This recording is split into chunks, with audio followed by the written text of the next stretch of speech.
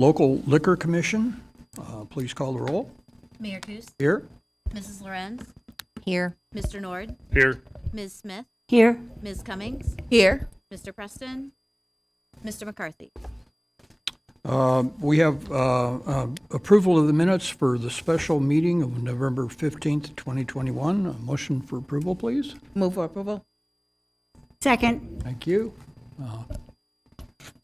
Comments or changes? Please call the roll. Mrs. Lorenz, Aye. Mr. Nord, Aye. Ms. Smith, Aye. Ms. Cummings, Aye. Mayor Coos. Aye.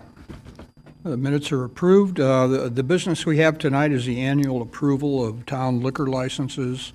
In your packet, it lists individually those licenses we're approving. All liquor licenses are in compliance with our regulations and rules, and we have 76 licenses here. I would take a motion for approval. Move for approval. Second. Discussion or comments? Please call the roll. Mr. Nord, Aye. Ms. Smith, Aye. Ms. Cummings, Aye. Mrs. Lorenz, Aye. Mayor Coos. Aye. A motion for adjournment, please. So moved. I'll second. Please call the roll. Ms. Smith, Aye. Ms. Cummings, Aye. Mrs. Lorenz, Aye. Mr. Nord, Aye. Mayor Coos. Aye. We are adjourned, and we'll start our public hearing in about 1 minute.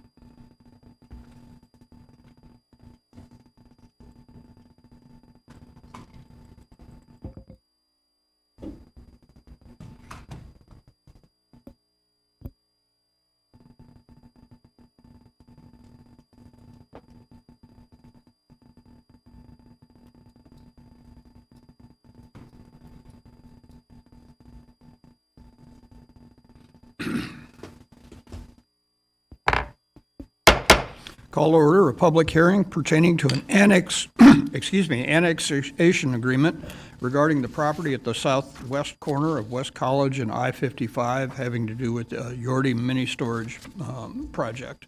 Please call the roll. Mayor Coos. Here. Mrs. Lorenz, Here. Mr. Nord, Here.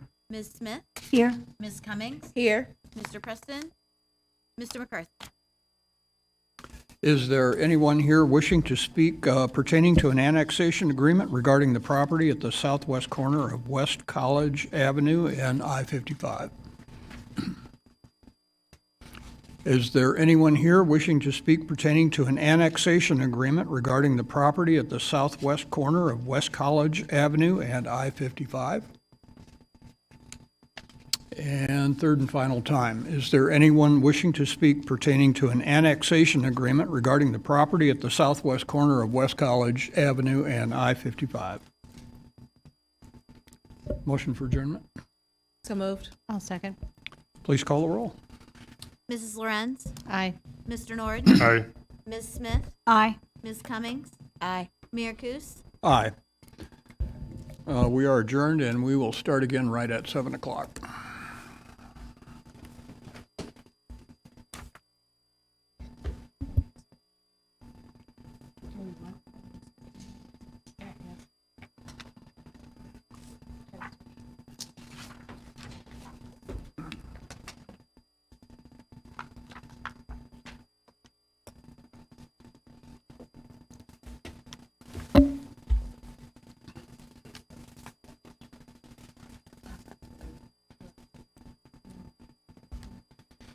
Let's see.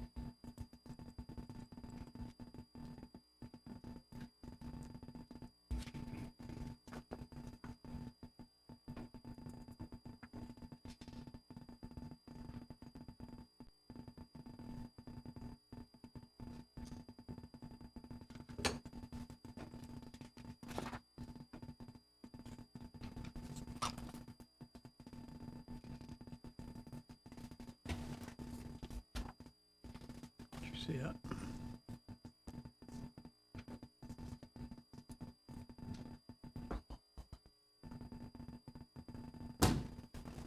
No, I haven't, but that's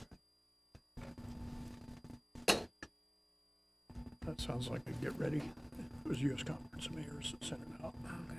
I'll look for an email from them. Pardon? I'll look for an email from them.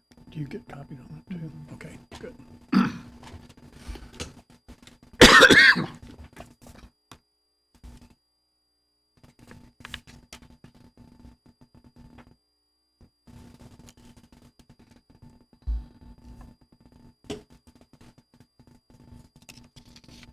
Actually, no, I don't. I get National League City stuff, not U.S. Conference of Mayors. I'm sorry. I get National League, not U.S. Conference of Mayors. I'll forward it to you.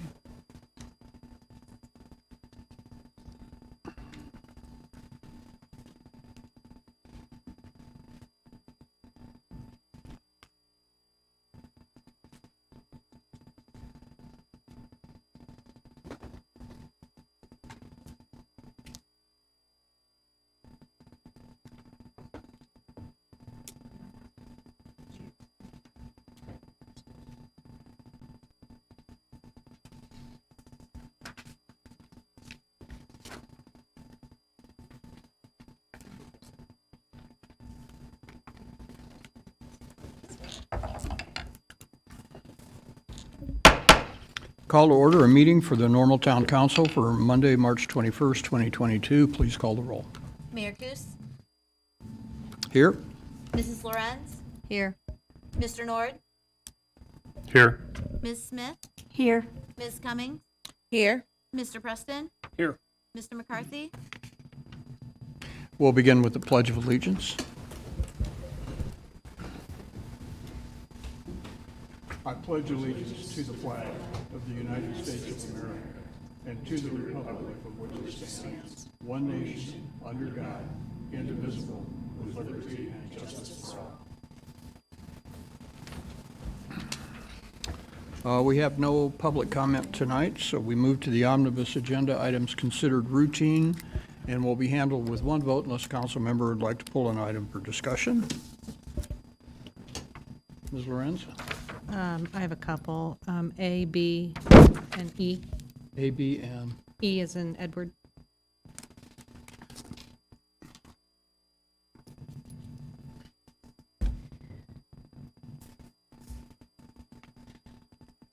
Mr. Nord? I'd like to pull F, G, and H.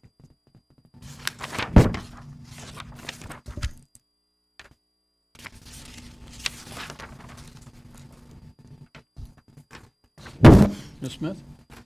My action would be moot now.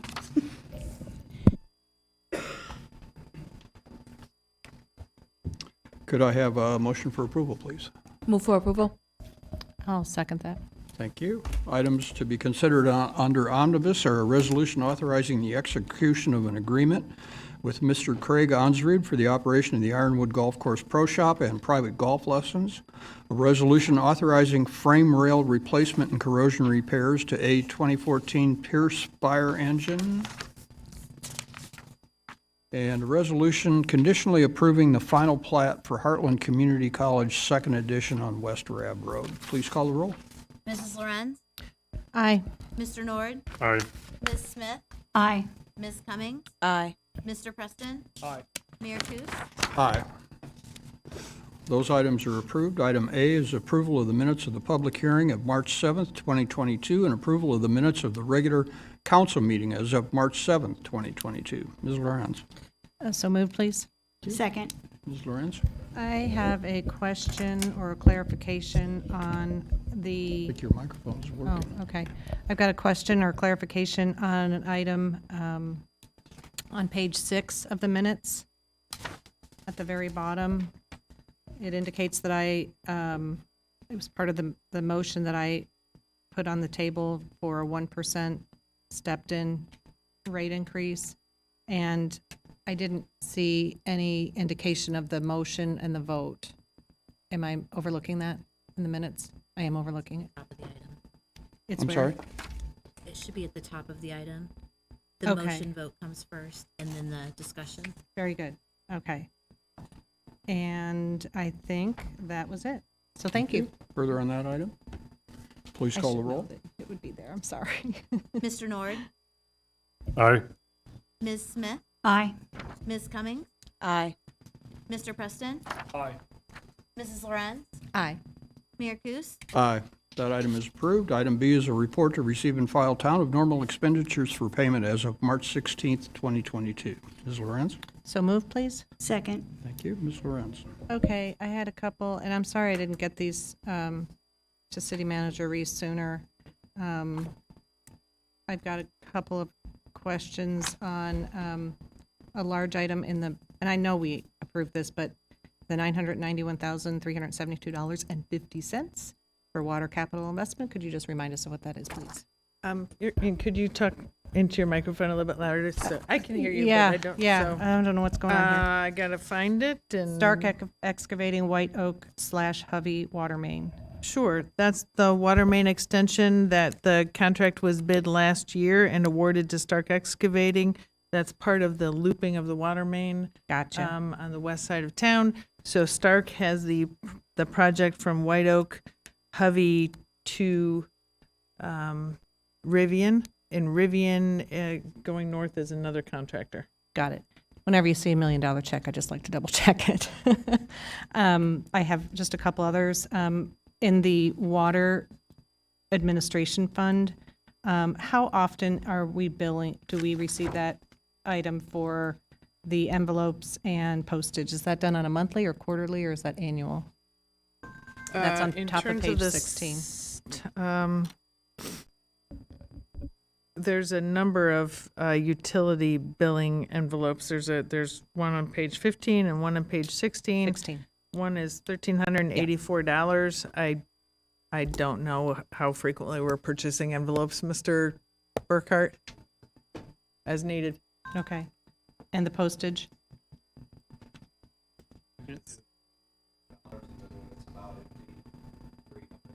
Okay. So a few times a year. Okay. And I think I just have one more.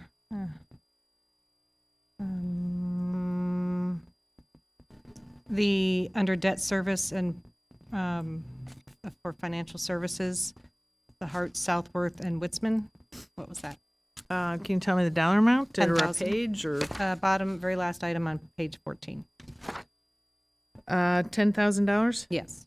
Hart, Southworth, and Wisman, that is bond counsel. We often, as council's aware, we use Mike Southworth for bond counsel, and we regularly consult Mr. Southworth when we are reviewing our debt service. And this particular bill, I believe, is relevant to making sure all of our ducks in a row were in a row before coming to council for the fire station loan from Commerce Bank. We always Oh. want to make sure we're not risking any of our debt service obligations. Got it. Very good. Okay. Thank you for those clarifications. Or excuse me, I said Commerce Bank, I meant BC Bank. Wrong bank, sorry. That's okay. Sorry. Further on the bills? Mr. Nord? Thank you. On page 18, There's an expense under the water replacement fund. These are the snow plows that council approved purchasing, and it was brought before the council that this was going to be, the main intent was to help clear the roads of snow and salt. Last week, I received a phone call from another water utility in Illinois that has been following what's been going on here. So, you know, what happens at council gets outside of Bloomington normal. They sent me this municipal code that I passed around to the council. This is the state's code. It's from 65 ILCS 5/11-129/11.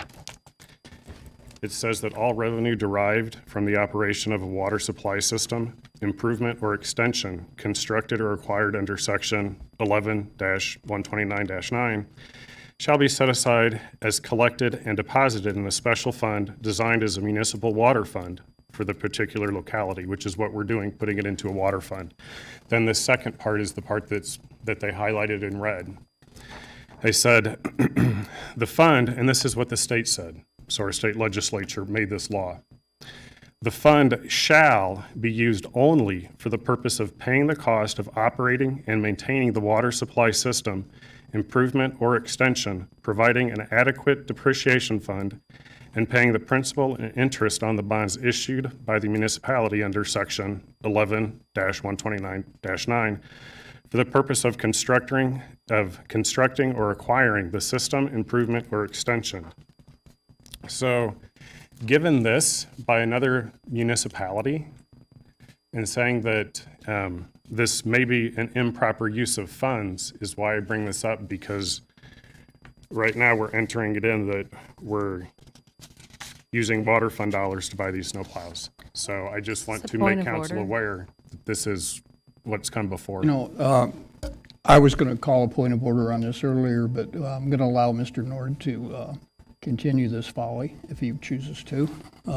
It is beyond the Mr. scope. Mr. Day, do you have a comment?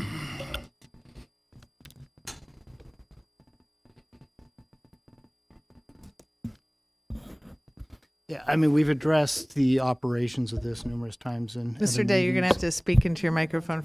So I'm not going to go over the particular operational issues that's been gone over in other meetings as to how that's used with respect to the water department. But even if that were the case, that this were not a water department operational piece of equipment, this is, as a home rule community, we are not bound by the requirements of the statute. I don't know which community we're talking about, but this would not apply to our particular situation. And I think we'll move on from that point. Mr. Nord, if you think there is legal action required, I think you should pursue that. I just have a question. Mr. Nord, we are done with that item. If it- Your question was answered. If it turns out that this was improper, who is accountable? Mr. Nord, you're out of order. This is the further on- time to speak about it further because on this the is an bill. expense, and I think it's a legitimate I question. allowed you to speak on it, and it was answered by council. Okay. If you deem there's further action, take further action, but not tonight. Okay. There was another city that got sued over Mr. this, Nord, Harvey, Illinois. They you are just got out their of water order. system back. Mr. Nord, you are out of order. Okay. Further on this item? Please call the roll. Ms. Smith, Aye. Ms. Cummings, Aye. Mr. Preston, Aye. Mrs. Lorenz, Aye. Mr. Nord, No. Mayor Kus. Aye.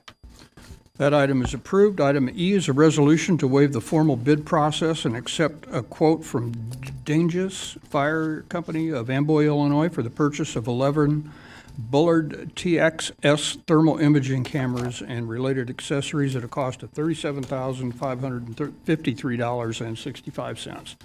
Ms. Lorenz. So moved. Second. Ms. Lorenz? My question is why we are, remind me why we are waiving the formal bid process. I know there's a couple of scenarios where that takes place, and how do they fit into this one?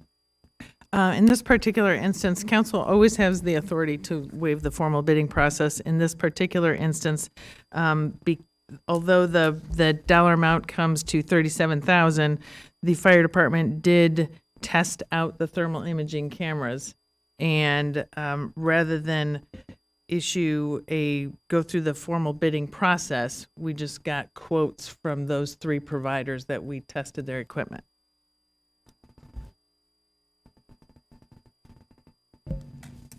So this, When we issue a bid, we don't issue a bid for a specific brand. product, I see, okay. And the testing was required for this, or desired to do that for this? Yes. Particular, okay, very good, thank you. Ms. Smith? And just to clarify, that in the absence of the RFP, by dealing directly with these vendors, the town was given the opportunity to view the equipment and test drive it in advance of making a decision. Correct. And I will note that although there is one piece of equipment or one type of thermal imaging camera that's cheaper, this is one of the cheapest that is available to us that we're asking council to authorize. But again, in an RFP situation, the town doesn't have access to the equipment until a decision is made. Is that accurate? Well, we can look at the equipment and test it through the proposal process, yes. Oh, through the proposal process, but this gave you an opportunity to deal directly with vendors who were willing to allow you to do that, and they gave you their best sales pitch. Correct. Okay, thank Well, you. after trying out their equipment, yes. Further on this item? Please call the roll. Ms. Cummings? Aye. Mr. Preston? Aye. Mrs. Lorenz? Aye. Mr. Nord? Aye. Ms. Smith? Aye. Mayor Kus? Aye. The resolution is approved. Item F is an ordinance authorizing a purchase agreement for a parcel of property located at 316 North Glen in the amount of $12,500. Mr. Nord? I so move. Second. Mr. Nord? Before I ask my questions, could you kind of explain what the scope is of this, the reason for the purchase, and kind of how this idea came about that this property was the one to do this with? Well, sure, I can summarize what's in the council report, Mr. Nord. Basically, this is a parcel that is not in the best condition. It is not currently occupied for residential. And we have had conversations with the property owner about bringing the property up to a better condition. And the property owner has indicated an interest and a willingness to sell it. And our idea, as we've done numerous times in the past, is use community development block grant dollars to acquire property and work with a partner down the road to get it back to a higher use for residential and accommodate someone who could live there. So that's really the summary of it. And for $12,500, we believe this is a great opportunity to get a single-family property that's currently zoned, not used because of its condition, right across the street from an elementary school. Could be win-win-win if we can get this property redeveloped. And how did staff become aware of this property? I can refer to Mr. Trumbull. Generally, these situations, he can respond to this specific one, but generally it's neighborhood complaints about condition of property. This is a property that's been unoccupied for probably 12, 15 years at least. So as Ms. Reese indicated, it's generally in response to neighbor complaints, for the most part about overgrowth on the property on the outside, and on an occasion, a broken window and that kind of thing. So we spent time and we've worked with the homeowner who hasn't been in the property for quite a while, and for a variety of reasons chose to hold on to it for a period of time, but now she is in a position where she feels like she can let it go, and we're happy to take that opportunity. I will add to that, since I live in that neighborhood, probably less than a half a block from that house, that it has been a serious concern for neighbors because it has been empty for so long and not maintained. So who is it that brought the idea to the town, now we should buy this?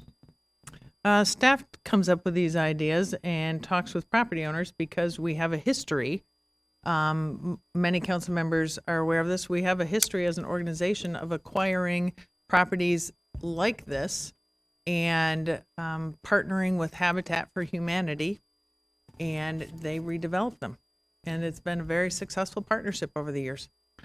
Okay, so this doesn't say that we are partnering with Habitat. It says we're spending $12,500. I think And it then references it though, Mr. Nord. we may do something. I think it said ideally we could, or another developer. Right.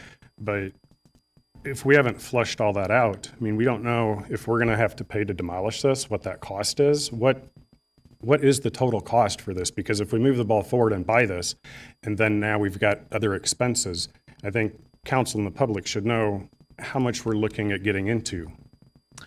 Well, I'll let Mr. Trummel respond to an estimate. We're pretty well versed on this sort of Yeah. situation, and again, we have a very good history Yeah. of doing this sort of thing. So, and again, as Ms. Reese mentioned, staff does look for opportunities in what we would call, reasonably affordable neighborhoods for properties that are either going to go to the wrecking ball or have decided, somebody else has decided it's the useful life of the property. So again, I would say probably during my tenure anyway, we've probably done 20 to 25 different projects with Habitat over the years. Early on in my tour, Habitat used to basically do rehabs. Then they moved away from rehabs and went to new construction for a period of time. So that's the one delay right now with Habitat. They've been to the property. They're very interested. They're considering, but right now they do new construction. But they are considering, given this opportunity, about considering a rehab. So what's the additional cost that we're looking at For demolition? for whatever it is for the town to wash their hands and, give it to Habitat? Well, those are two separate questions. Your previous question was, we don't know the cost of demolition. If that's what council is concerned about, we can probably give you an estimate, but we don't know that the property needs to be demoed at this point. It doesn't. But Greg, you could probably come up with a pretty Yeah, good estimate. just shortly before the pandemic, we did get a search warrant to go into the property for a variety of reasons. Because there was some neighborhood concern that there might be some animals infesting the property and that type of thing. So we did. The team went through. The mechanical system is in poor condition, needs to be replaced. But the bones of the building at this point are in decent condition. So it's not an automatic demo. There is an opportunity to rehab. But ultimately, Habitat would make that decision on their own. If for some reason they take a pass, the 12.5 is honestly quite low, I would say.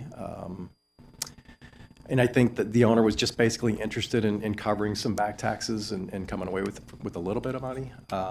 So I think if we were to demo the property based on my experience, you're probably looking at $7,000 or $8,000, maybe $9,000 on the high end to demo. And so we'd still be in the neighborhood of being around $20,000 in what I would call an affordable neighborhood, which is very again, affordable for a lot. Yeah, and if that was required, it would be CDBG dollars. Right. Which there is a budget line for demolition and acquisition, so this would all fall within that existing dollar amount. So I see that the property taxes have been sold for past several years. Has that person been contacted? I don't know that they have been sold, as far as I know. On the tax We assessor's have done website. a title search and show that the current owner, and I don't think it's appropriate to mention her name in this, is in control of the property. Okay, on the tax assessor website, it shows for the past several years that they've been sold, and there's a company name listed there. Right, the taxes have been sold, and part of the purchase price involved in this is the redemption of those property taxes. Yeah, why is the town involved? Why don't we just give 12.5 to Habitat for Humanity and they take care of the property and they make the arrangement with whoever to purchase it? I don't think we could use CBDG dollars to do that if we did that, Mr. Nord. It's a little hard to say why you would just come up with the dollar amount of $12,500 to give to Habitat. I think this In is an terms of federal dollars. See, what we're talking about is our Right. federal allocation, and Right. so this has been a partnership that's been incredibly successful for Yeah. at least 2 decades. Yeah. So I'm not sure why we would change something that's working well. But again, these are federal dollars, and if council's not comfortable with that, then we wouldn't buy the property. I'll just interject that it is not easy and normal to find really nice sites for these sorts of renovations, turning over to a Habitat or frankly someone else who'd want to make lower moderate income housing available. We're lucky to not have a lot of blighted housing in Normal. Other communities have no problem finding these sort of properties. For us, this is a great property. It's a great opportunity for a family who could live in a neighborhood like this, whether through rehab or new construction. So it's a great process. Can that money be spent on the roads? Oh, my goodness. Mr. Nord, this Does is it have to go CDBG for dollars those? that are. I think, as the report indicates, Ms. Tony identified that one of HUD's preferences is for communities to use money to acquire properties for entities like Housing. Habitat and Low and housing. moderate income Not housing. just Okay. all for And roadway. we've heard for weeks and months now, council's concerns and public's concerns about housing. This is, Affordable housing. we believe this is an opportunity. So I guess we don't feel like we need to debate it. I don't want to debate it with council. I just, if you choose that, if you don't believe it's a good opportunity, then we'll move on. Well, then my position is there's already a process in place for this house to be acquired by someone else. And, the taxes have been sold. I don't want to step in front of that. And CDBG money we can use for other things. Orlando Avenue, the roads are bad. I think that there's a better use. So I'm not in favor of this. Okay, can I make one clarification though? These dollars don't go towards roads. CDBG funding, in the past, the town has used some CDBG funds to do resurfacing in census tracts that are low and moderate income. That is really not how HUD wants us to be spending our money in general. Their top priority is housing. It's not to say you can't do some of it, and we use some CDBG money for sidewalks in low and moderate income neighborhoods. But the clear message from HUD in recent years has been they don't think it's appropriate for communities to be spending the bulk of their CDBG money on resurfacing. They really want people to have affordable housing. That's their mission. So this is a perfect opportunity. We also use CDBG money on Orlando to put a bunch of trees in. No, absolutely. That, like I said, there's not, they don't limit it only to affordable housing, but we've been clearly told they don't want it mostly spent on road resurfacing. But things that enhance neighborhoods and things that provide job training to the right populations. I mean, there are other things that HUD permits and likes, but housing is number one on the list. And like I said, we don't get a lot of opportunities like this, so it's really great to jump on them when they present themselves. The other thing, not to belabor this, but I will say too that we've had situations where properties, taxes have been bought by out-of-town entities. In fact, I got a phone call, it's probably been 10 years ago. Somebody acquired a piece of property and wanted to come down and view the building, and when they told me the address, I said, well, that building blew up and is a slab on the ground. There is no building. And so, okay. So they ended up turning around and defaulting on that. So there are situations where people just literally look and not pray, but do look to take opportunities of buying properties for taxes, not even knowing what's going on. I'm not saying that's the case here, but this is a good opportunity for the town, like we've done with Habitat for years, to reinvest in our own community. Ms. Smith?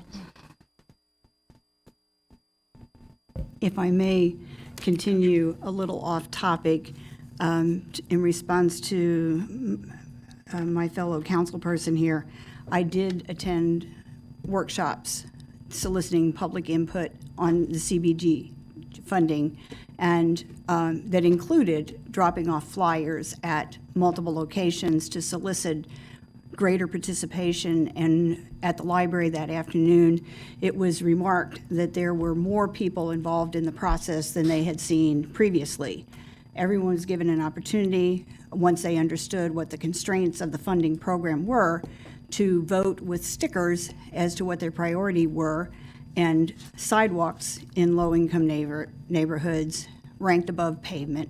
But there were a variety of other uses for the dollars, but people understood the limitations and restrictions upon each bucket of funding available. And as regards to additional obligations of the community, in my work with Habitat, it is their policy to assist low-income homeowners in, if they build, that they have to invest sweat equity and be involved in the process and commit X number of hours of their labor. So in terms of the commitment the town is taking on, this purchase price could be the extent of it if Habitat accepts the transfer and proceeds with the rehabilitation instead of demolition. And as has been commented on already, these are coming from CBDG funds that have specific guidelines for how funds are used. It is not possible to divert them to other sources. So I'm all in favor of this, to give a low-income family the opportunity to live in an in-town neighborhood within spitting distance of a school, let alone walking distance. Mr. Preston? Thanks. Actually, my question was already answered. Thanks. All right, thank you. Further on this item? Ms. Lorenz? Thank you.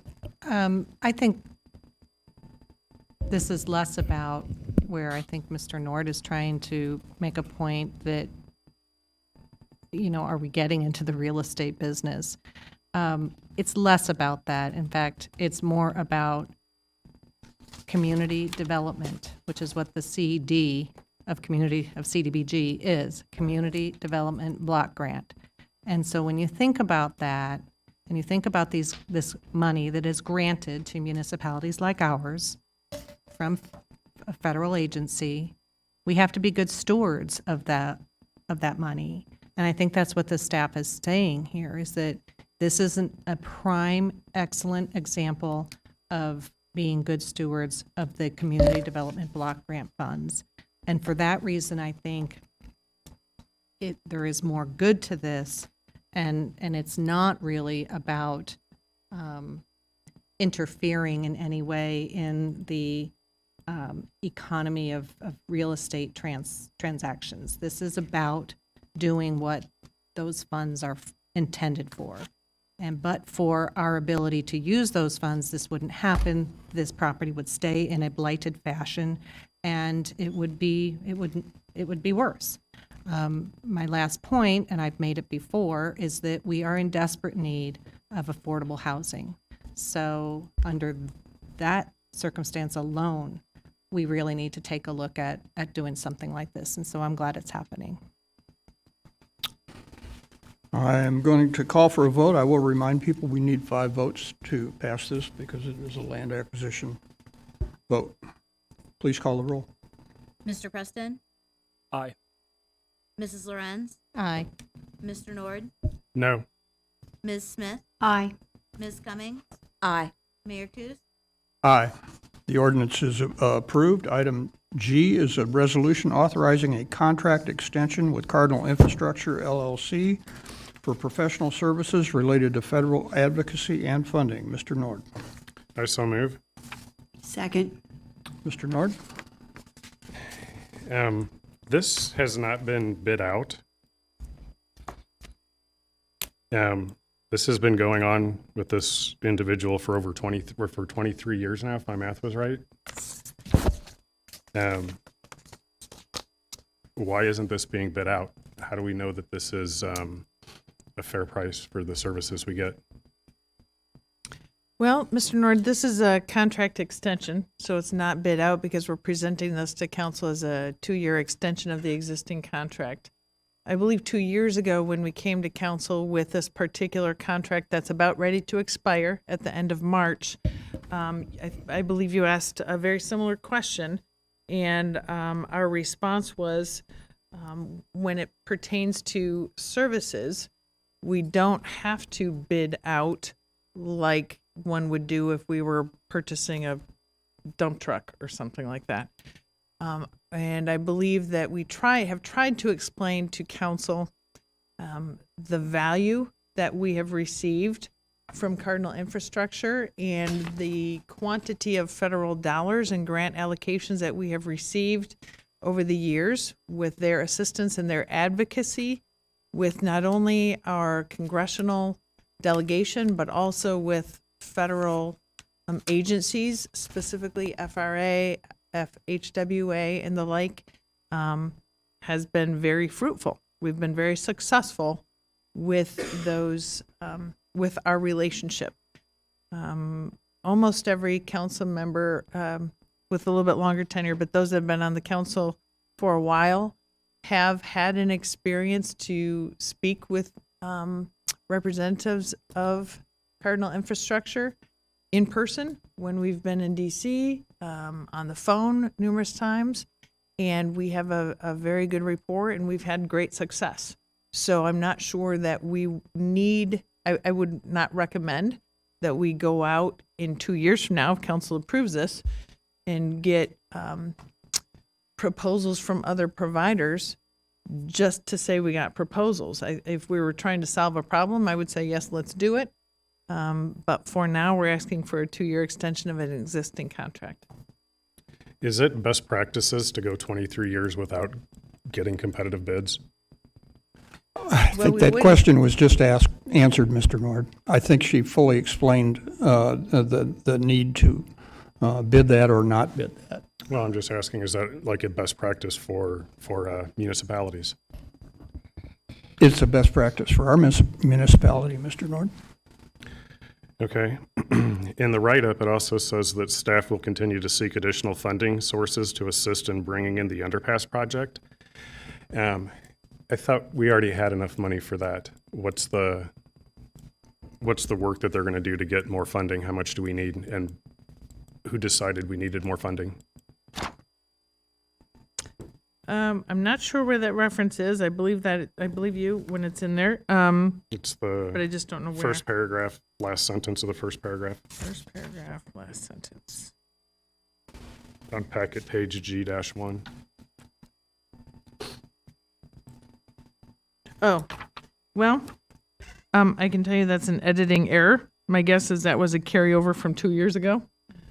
And we just edited the report from 2 years ago, but I can tell you that probably what we should have edited is just the reference of the underpass project, because we have come to council. We've shared the funding sources for that. If we got more funding, great. That would be wonderful.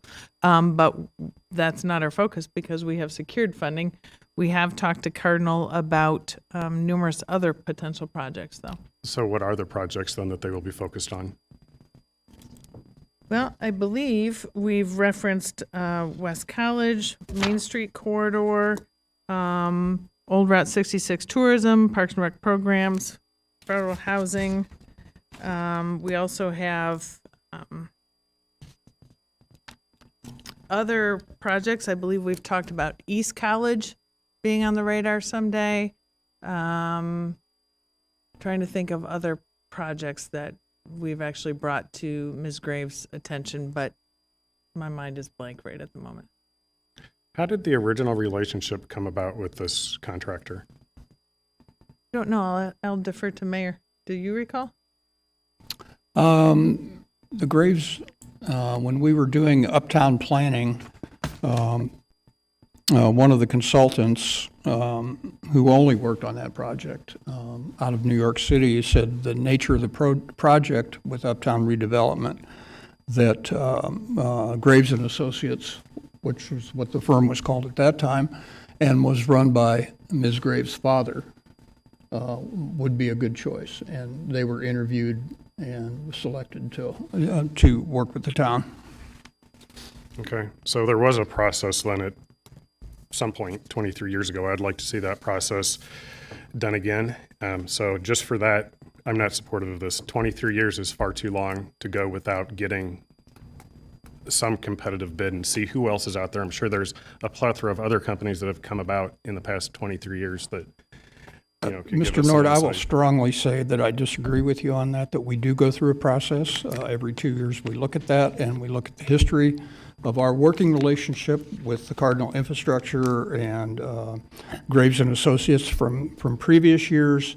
They have helped us to get somewhere in the neighborhood of $52 million of federal funding. I think they're doing their job.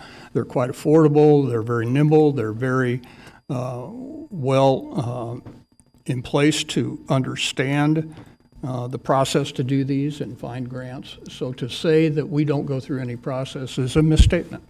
A competitive process. Thank you. Fair enough. Further on the item, Mr. Preston.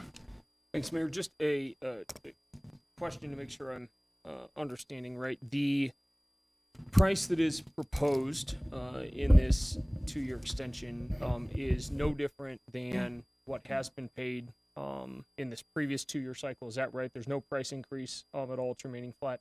That is accurate. It is the same price of our, and it carries on the existing contract that we have in place. Okay. No price increase, I'm sorry. Further on this item? Mayor, I would Ms. Lorenz? I want to build upon what the mayor just said and circle back to this question of, is this a good practice? Is this best practice? My answer to that would be, is 23 years a good practice? It depends. And in this scenario, I think longevity and depth of knowledge of the parties is very important.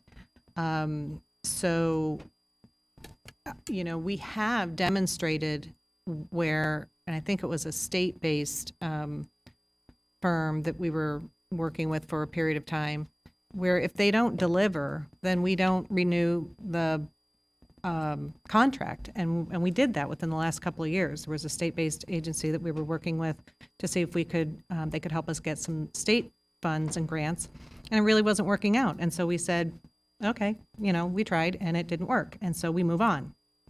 This is a case where the contract does come up periodically, and we ask ourselves that same question. And so it is one of the areas, professional services, that does not require a bid process. So I think it is totally in best practice and to our advantage that we are deepening a relationship that has proven to be very fruitful for us, $52 million in grants and other aid. So, I would not characterize this as a negative at all. I think it's quite positive. Thank you. Ms. Smith? I just wanted to make sure the record reflected the volume of dollars that this firm had brought to the town, and in their own acceptance letter, they highlight $4.57 million for the 2003 to 2009 transportation appropriation bills, $5.85 million for Safe, Accountable, Flexible, Efficient Transportation Equity Act, $22 million for our multimodal transportation center, and $13 million for the underpass. So in terms of delivering, there's the figures, and there's the projects that they've delivered funding to the town. Thank you. Please call the roll.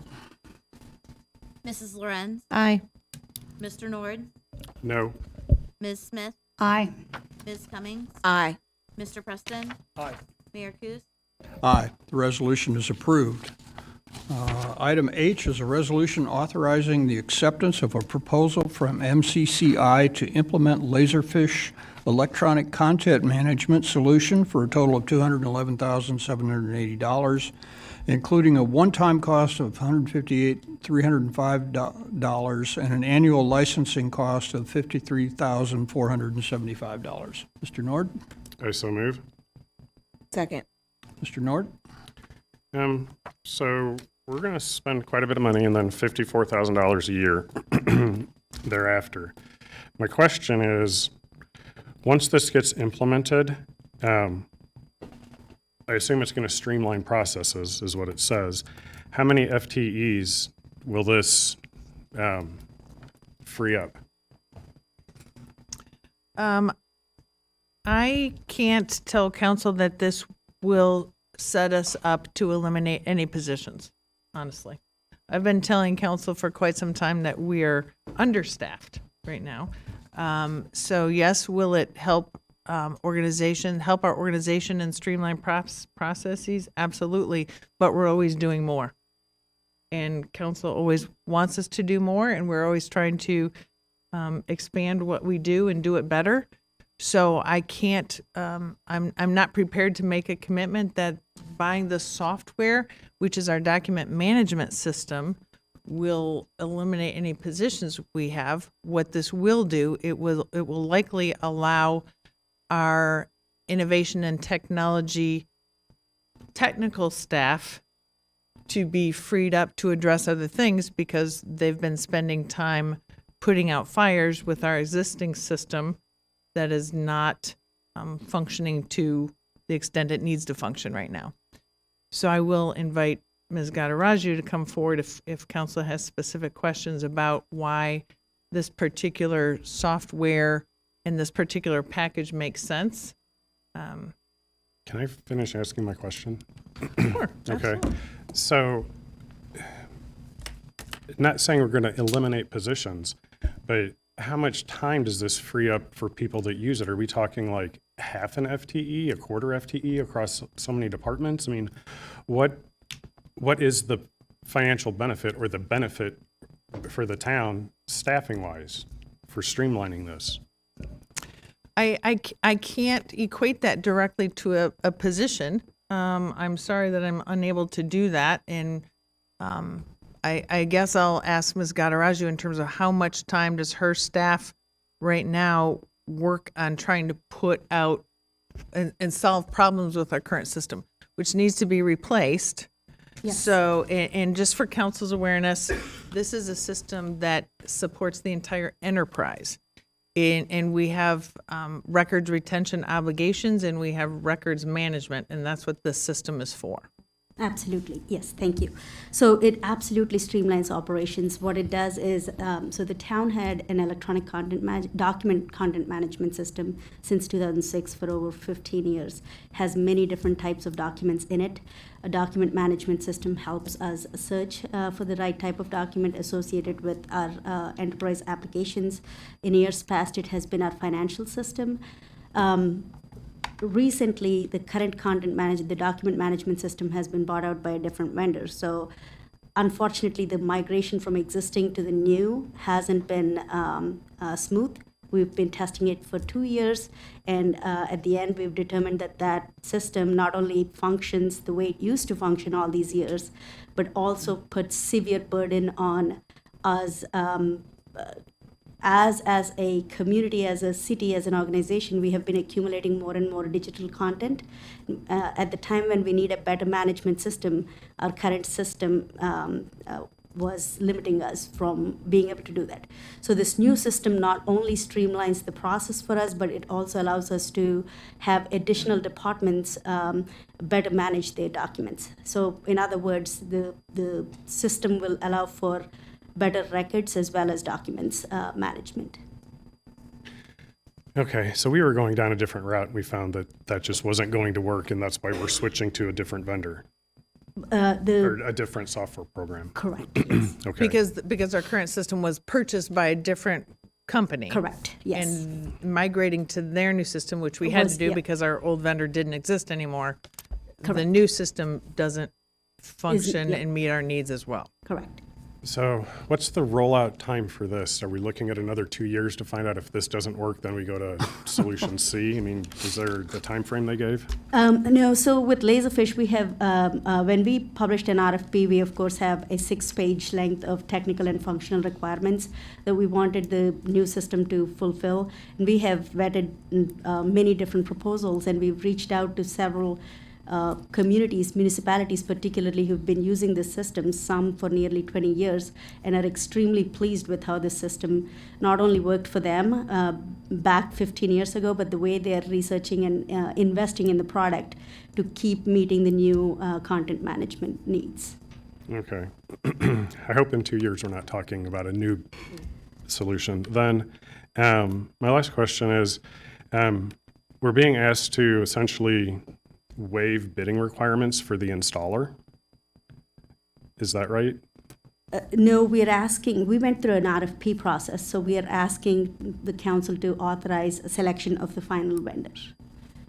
Okay, because I thought there were software programs up there, but the vendor was just this one vendor, and we didn't check multiple vendors that could install the same software. We did. You So did? yes. Okay, Yes, and as this part of is this the best RFP price process, then? yes. Okay, thank you. Ms. Smith? To clarify some of the reasons for pursuing this new system, you spoke with me before the meeting, and if I may paraphrase, the town, as it has ever more documents go to a digital format as opposed to paper format, the ability to share documents is a critical efficiency option that all departments benefit from. And what you had told me is that there was a lot of duplication that was taking place because each person might wind up saving a document under a name that they could remember, which would take up storage space, and anyone else who made use of that document might also save it under their pet name. But this system that you're putting in place allows the IT department to come up with the search tags that would enable anybody to access a single document in storage, because it would factor in the multiple pet names someone might come up with for documents. And in essence, it's creating a Googling capability within our own database. Is that correct? Yeah, to some degree, yes. So with some of the OCR capabilities of how documents are going to be recognized within the system, we can attach multiple metadata that allows people to search using different terms. And one of the inefficiencies of the system that is being replaced is that it was creating a separate folder for each page of a document, which again created storage usage that was superfluous. And this newer system allows multi-page documents to be compressed into a single file for access by everyone, thus saving on storage. Yeah, so the new system that our vendor wanted us to migrate to, it was actually creating some challenges for us. A document that was 20 pages was becoming a technical challenge, and the migration was creating 20 different documents, which is why we did not let it move into publication, so it was still in testing environment, and we decided to go through the RFP process for an efficient system. And the other advantage of this new system is that it does make it possible to access multiple media options. Correct. Not just Word files, but video and audio files, any other means that people use to communicate now in that digital platform. Correct. Thank you. Further on this item? Please call the roll. Mr. Nord? Aye. Ms. Smith? Aye. Ms. Cummings? Aye. Mr. Preston? Aye. Mrs. Lorenz? Aye. Mayor Kus? Aye. The resolution is approved. That concludes our omnibus. We have one item of general orders, and that is a resolution approving an annexation agreement relating to 10.29 plus or minus acres at the southwest corner of West College Avenue and I-55. Move So for moved. approval. Thank you. Is there a discussion on this item? I got a second. Ms. Smith?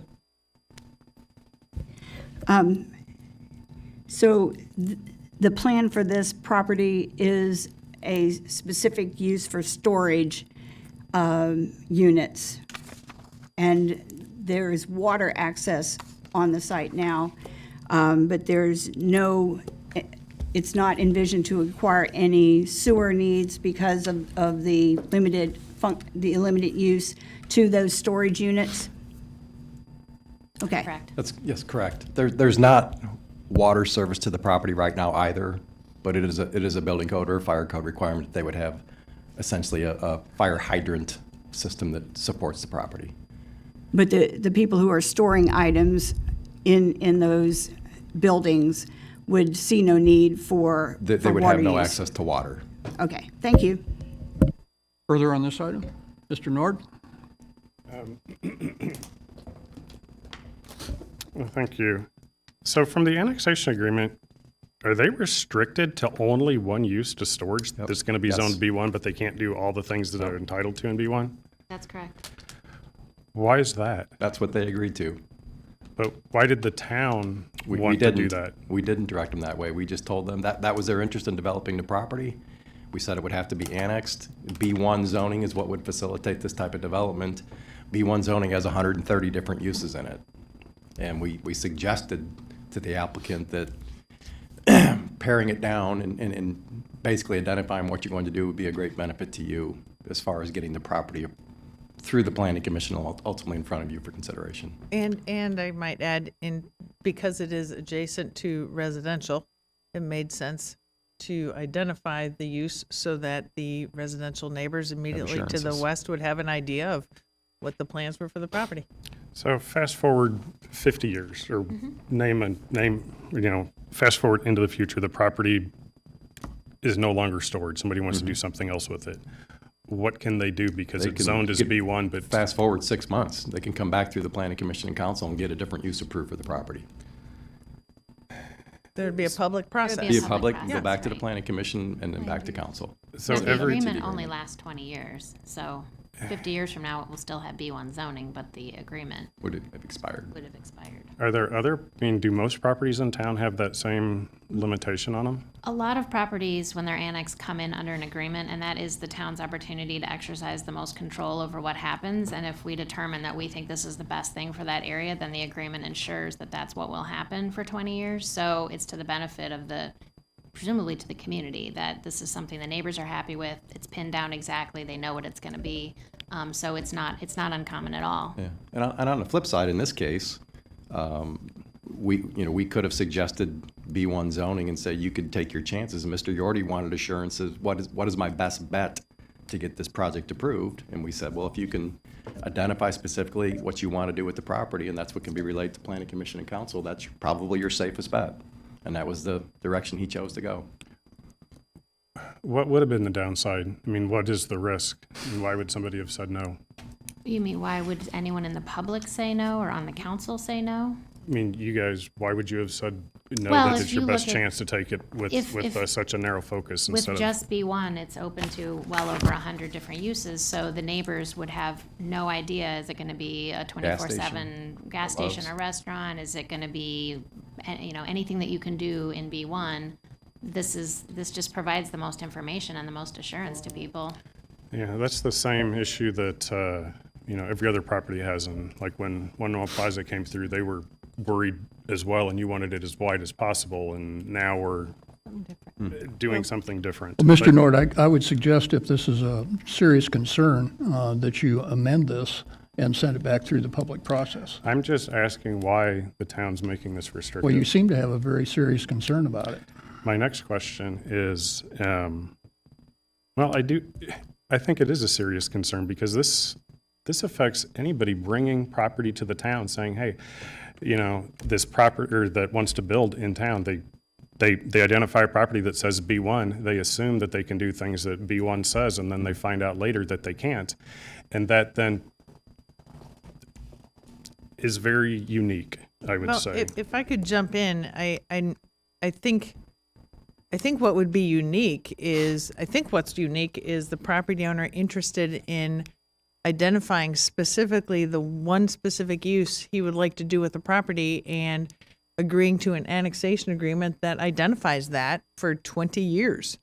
That's unique. Ordinarily, property owners want the most discretion possible to develop however they want. So B1 would be the most flexible and give someone the most discretion. So what's unique is a property owner who's willing to narrow it down. And that's, I think, gives the residents the most comfort and confidence in how it's intended to be developed. I'd say it's to try to equate this to One Normal Plaza PUD amendment is apples and oranges. One Normal Plaza PUD already was an existing PUD with all sorts of uses, and I believe we tried to make some tweaks, some modifications to an existing PUD structure and zoning. So I think it's apples and oranges. In this particular instance, I appreciate the fact that Mr. Yordi is willing to move forward with the assurances that are in the annexation agreement. I think that's great for the neighbors and for the town, and certainly for the property owner. He knows how he can develop it. Okay, and another question I have, we're not extending sewer there. Are they gonna have to pay a sanitary sewer tap-on fee? Yes. When they final plat, yes. When they final plat, But they don't get access to sewer? doesn't matter. They're in a sewer tap area and they're going to pay based on their acreage. Well, precedents would say that that's not always the case when you issue permits and normal.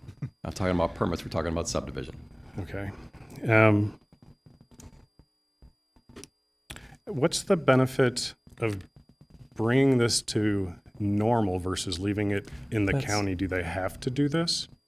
I think it comes down to how much we are trying to protect citizens who live in Normal. So for these people who live next door at Prairie Gardens, their best assurance of getting a land use in their backyards being something that they're happy enough to live with is to bring them through this process. If this were to just remain in the county as a county development, it could be all gravel, it could be any number of, it wouldn't have landscaping requirements, there would be we would exercise no control over it, and I can't imagine most normal residents would be happy with that.